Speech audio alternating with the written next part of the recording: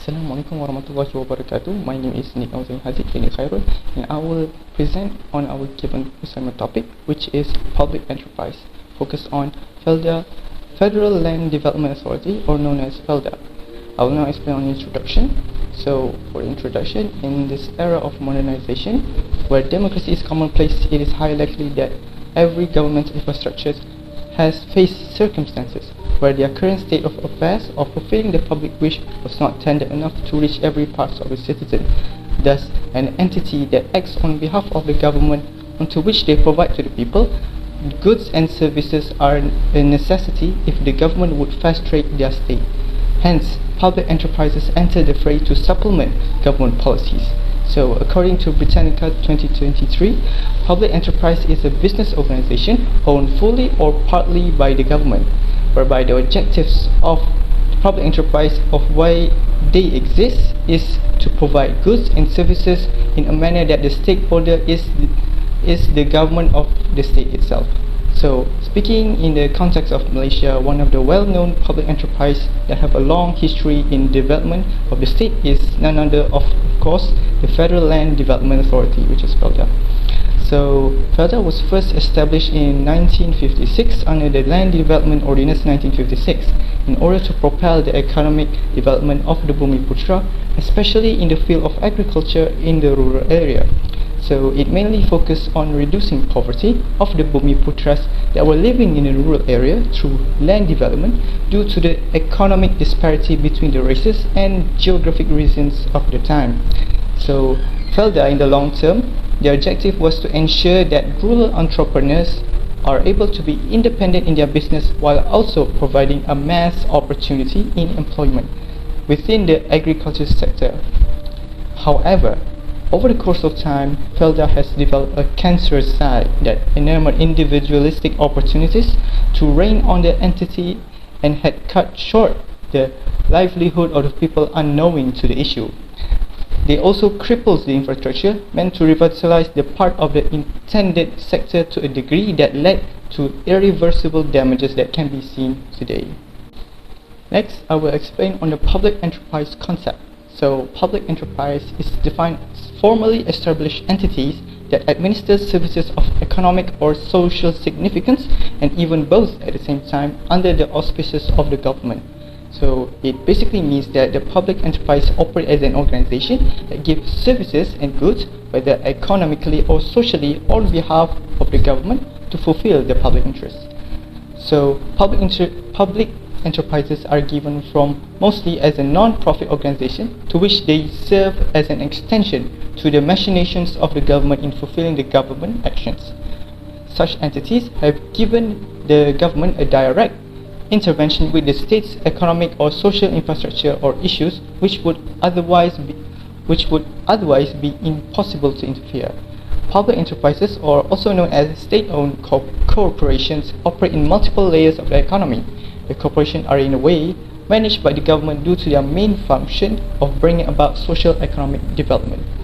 So in legal terms, these enterprises are constituted bodies that provide the means to which serve as an economic or socio-economic spearhead in the name of the government.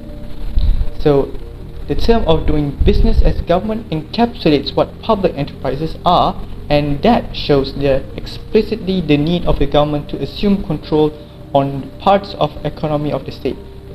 Moreover, the existence of public enterprise is also a proven essence that the government are able to do businesses and monopolize parts of the economy similar to private sector.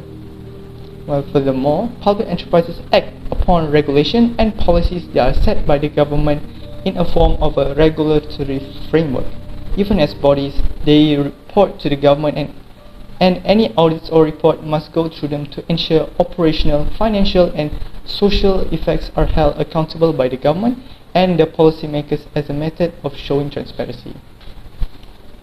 So, during the arrival of the new public management, public enterprises had already entered the business sector in which they provide goods and services. In this new method of public management, privatization and customer-oriented have become the core focus, wherein the enterprises merely need to reform the way they serve their customers which is the public, and in certain form of approaches. So the changes they introduce are using the practices of the private sector into how the government operates their administration and getting public agency to behave more as a quasi-markets. So the overarching conundrum public enterprise must face is increasing efficiency, accountability and service delivery in the dawn of new public management. So in the case of Malaysia's own public enterprises, it had already surmised the multifocal age of privatization values, which make these enterprises able to be efficient than ever before, since NPM advocates for performance measurement. For example, it can be seen in the government-linked company in Malaysia, such as the Tenaga Nasional Berhad or TNB, who is the largest electricity provider, that they opt for the key performance indicators, or known as KPIs, to assess their own performance. So NPM values of customer focus are visible and evident for that organization, in which they make accessibility of creating identification cards much more there's another example. For example, is the National Registration Department, or known as JPN, in which they make accessibility of creating identification cards much more simplified using finger scan, especially where survivors mostly lost their IDs during the monsoon season's flood of 2021, mostly in Kelantan. So in the initiatives the NPM brought to the public enterprise was more than improve most of the infrastructures of the public-oriented enterprises, making them more reliant than ever to fulfill public interest. Therefore, the new public management also provide public enterprises with more autonomy as to ensure the agencies are able to adapt according to times. So in baseline, it is critical to analyze the long-term drawbacks of new public management, as any benefits present will always present deterrents that will block the development of a state. That's all from me. Thank you.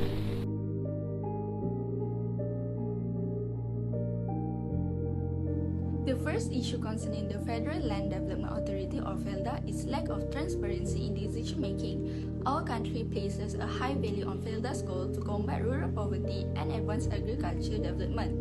An essential component of successful governance is transparency, which fosters effectiveness, accountability, and trust.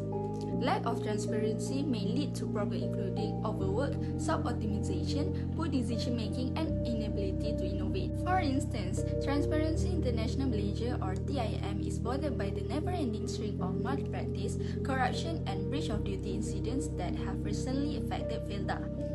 The most recent case to be disclosed was the dubious Felda's Marak land transfer agreement. In fact, given the spate of events that have captured the interest of regular Malaysians, 2017 should be dubbed by the Felda year, as according to Malaysia Clinic. In order to make sure that any malpractice are looked into and that the officer involved face punitive measures, TIM firmly believes that the federal government should appoint a forensic auditor to conduct a full forensic audit on Felda, the holding company, and its subsidiaries. The second issue is debt issue. Not only did Felda's commercialization activities, especially the listing of FGV, not succeed in diversifying the economy, but they also caused major financial issue. According to Chin and AZREE 2020, FGV Holding Berhad's capital structure composition has shifted from equity-weighted to debt. The company's total debt to total asset level has climbed to 76.4%. FGV debt interest payments are inadequately funded. According to the Finance Ministry, Felda will receive a guarantee from the government to issue sukuk worth up to RM9.9 billion. The sukuk, among other things, will finance the settlement of Felda settlers' debt, which is the crucial debt. Due to this debt problem, Felda interest rate have increased, and the organization now has to pay 8.3 billion ringgit on 80% of its loan to settlers, according to Santani 2023. Settlers were forced to owe 1,500 a month as allowance for over 10 years as a result of Felda inefficient farm management. Settlers also had to go into debt longer to survive under Felda management. The next issue is lack of production efficiency.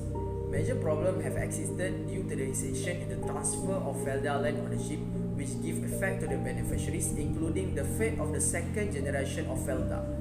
The latest data recorded by the Inheritance Administration section show that almost 40% of all inheritance land ownership subject to the GSA Act was not successfully transferred beyond the letter of administration issuance stage. This statement is supported when more than 1 million cases claim inheritance with the reach 38 billion ringgit Malaysia still outstanding for not managed by the beneficiary. Moreover, manpower issue also significantly impact plantation production. One of the most affected sector was oil palm plantation, which depended on foreign labor. Malaysian palm oil giant FGV Holding Berhad, formerly Felda Global Venture, has been sanctioned by the Roundtable on Sustainable Palm Oil RSPO for forced labor, possible trafficking in migrant worker, and numerous other violations of Malaysian labor law. As a result, the RSPO complaint panel has suspended the principle and criteria P&C certification process for all uncertified unit of Felda Global Venture Holding FGV Holding. In the realm of palm oil productions, Felda Global Ventures Holding Berhad proudly holds the position as the third largest operator of all palm estate globally. This standing, however, seemingly minimizes its direct competition in the industry, creating a unique situation as a government-linked enterprise. While a select group of companies engage in similar sectors within Malaysia, including SAMW Berhad, IOI Corporation Berhad, Wilma International Limited, and Genting Plantation Berhad, Felda governmental ties inadvertently established a quasi-monopoly in this sector. Yet, as we acknowledge the significance of competitions, we must also confront a pressing issues within a Felda, which is the persistence in employing antiquated technological methodologies. In an era where advancement in agriculture's innovations hold the potential to yield substantial advantages in productivity, efficiency, and sustainability, Felda lags behind. For instance, reactorium stimulations technology, a contemporary technique embraced by all palm companies, remain underutilized. While competitors actively embrace innovative approaches and advanced technologies, Felda's reluctance to adopt this practice not only hinders its own progress but also has broader implications for the industry and consequently the nation's economy.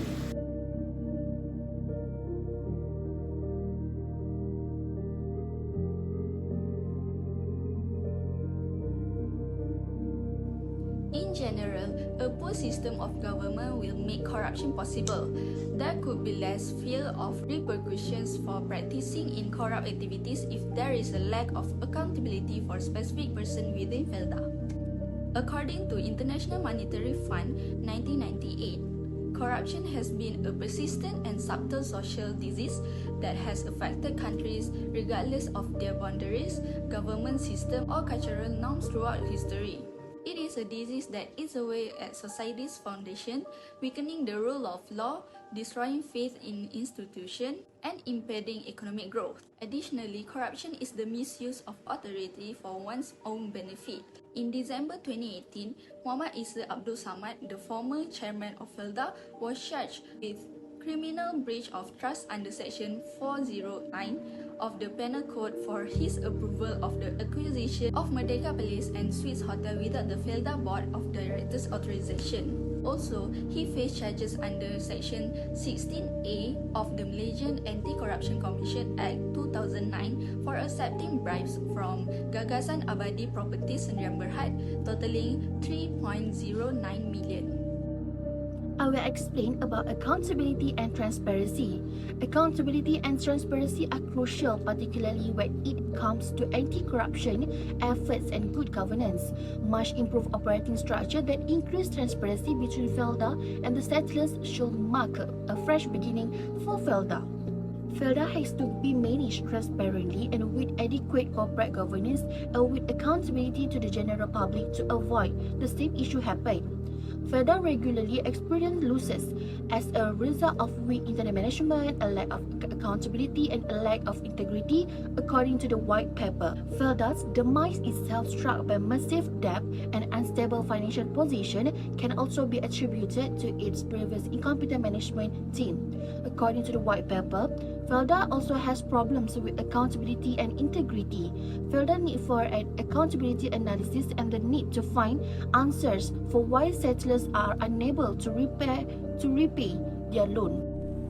The third factor is insufficient decentralization. The problem that occur involving land settlement are caused by several acts that complicated the settlement. However, there are some administrators do not trust in the distribution of outcome to the other beneficiaries. An administrator has changed the ownership of land by registering the name without knowledge of the other heirs and make a declaration of oaths that no other heirs are entitled to the above land. In addition, the lack of information regarding the division of Felda land by Felda agency is also one of the causes of delay in distribution of Felda land to the right heirs. Most beneficiaries still do not understand the law include restriction of Felda land ownership in the provision of GSA Act. Issue related to manpower were also triggered by the failure to comply with the act and policy implemented by Felda, causing issue that should not have been arise. Felda failure to cooperate with the government in the issue of delay in arrival of foreign worker caused many plantation camps to have been waiting for the arrival of foreign worker. This delay has exacerbated the manpower shortage, pushing the sector to a breaking point. In addition, Felda is also seen as failing to prepare in the face of unforeseen issues such as dealing with international report or prosecution. Felda, as a prominent player in the Malaysian palm oil industry, has undeniably contributed significantly. However, for sustained growth, we must recognize the importance of welcoming new entrants into these vital sectors. Encouraging new players is not just about fostering competitions, it is about stimulating innovations, improving efficiency, and enhancing overall competitiveness. A level playing field is essential to allow smaller players to enter the market, reducing the risk of monopolies and promoting fair competition. As we all know, competition is a powerful driver of innovations. When new entrants join the agricultural sector, they bring fresh perspective, ideas, and also technologies.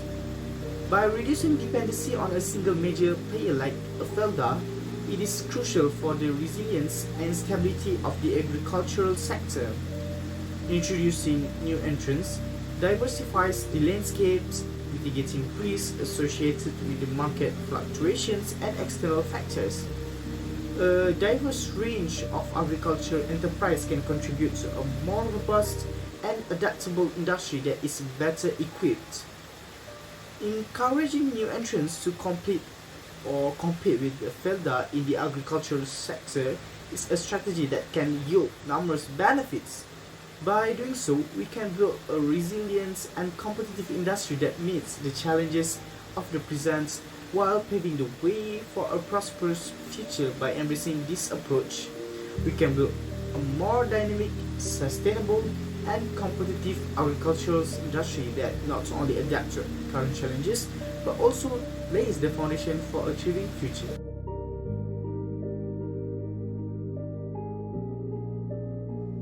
Felda may address the issue via the tactical and efficient deployment of a whistleblower system. They may expose unethical or illegal acts without fear of reprisal if it has a whistleblower system in place. The government may create a thorough and well-defined whistleblower policy that describes the goals, parameters, and working of the framework. It is to make sure that the categories of wrongdoing that fall under the definition are wide enough to include things like fraud, corruption, and ethical transgression. Moreover, encourage awareness by providing training courses to teach employees at all levels about the significance of the whistleblower system and how to report the wrongdoing. This may increase public knowledge of the advantages of disclosing wrongdoing, highlighting the positive for the integrity and reputation of Felda. Additionally, establish a clear, expedient investigative mechanism to guarantee prompt, in-depth reviews of suspected misbehavior. Inform whistleblower of the processes involved in the investigation process in a clear and concise manner, indicating to them that the organization is committed to resolving their issues. The second way is streamline administrative processes, vital for enhancing overall organizational performance and increasing efficiency, such as streamlining and optimizing the different activities, process workflows, and procedures. The objective is to cut out pointless stage duplication and boost overall efficacy. The first step in standardizing is create standardized operating procedures (SOP), which will guarantee consistency in the way duties are carried out and provide explicit rules and guidelines. Achieving a more streamlined and agile organizational structure via the use of technology, automation, and best practices is frequently the goal of streamlining administrative operations. For example, digital government services are accessible in Singapore. The SingPass digital identity system has reduced the requirement for in-person trips to government offices by enabling residents to access a range of services online. Another example, the government digital service in the United Kingdom aims to modernize government services to make them more effective and user-friendly. The government.uk platforms function as a centralized portal to the government services and information. The digital by default approach make it easier for citizens to receive public services by promoting their use on digital platforms. The third ways of addressing issue is policy development. Addressing the land settlement issue in Felda require a multi-phase approach such as comprehensive planning and management. Comprehensive planning and management can be improved by learning from a successful model of land settlement scheme both locally and internationally. Comprehensive planning and management involve a holistic approach to managing land settlement scheme. For example, in terms of land allocation, it's important to ensure that the land is distributed fairly among the settled. This could involve setting clear criteria for land allocation and implementing a transparent process for land distribution. In terms of manpower issue, local workforce development is a crucial strategy in addressing labour shortage in Felda. For instance, Felda has implemented the Smallholder Wholesale Contract (SWC) initiative, which encourage local participation by providing competitive wage and benefits. This initiative involves the local workforce in the management and operation of palm oil plantation, thus providing them with a stable income and job security. As we explore on the perspective on the monopoly part, particularly in the evolving palm oil refining industry in Malaysia since the 1960s, we find a complex landscape dominated by Felda, which is a Malaysian plantation with indirect governmental ties. While Sandabi plantations hold the title of the world's largest producer of certified sustainable palm oil, Felda precedence stems from its unique status and relationship with the Malaysian government, which is creating an indirect monopoly. Monopoly issues in the agriculture and economics often arise when there is a lack of competitions in the market. And in the case of palm oil, exclusive access to resources plays a significant role. The limited numbers of prominent contenders in Malaysia further accentuates this scenario. However, Felda pursuits of monopolizations presents challenges within the innovations landscape, exacerbated by questionable decisions made by Felda Global Ventures Berhad FGV and Felda Investment Corporation FIC. As highlighted by Malaysian Kini in 2019, there's an unsuccessful investment made by Felda without a proper planning or due diligence can impede progress and innovations development. In conclusion, Felda as a public enterprise has shown a strong commitment to implementing the principle of new public management in its organization management. Through various initiatives and strategies that has been introduced, Felda has successfully demonstrated that the government-linked company GLC can also operate as efficiently and effectively as the private sector. However, Felda needs to continue working to improve and renew their management approach to ensure they remain relevant and competitive as an important plantation entity for Malaysia. Finally, we hope that this paper can provide a deeper insight into how Felda as a public enterprise has successfully adapt and implement the principle of new public management in their operation while paying attention to the weaknesses and suggestions highlighted. Thank you.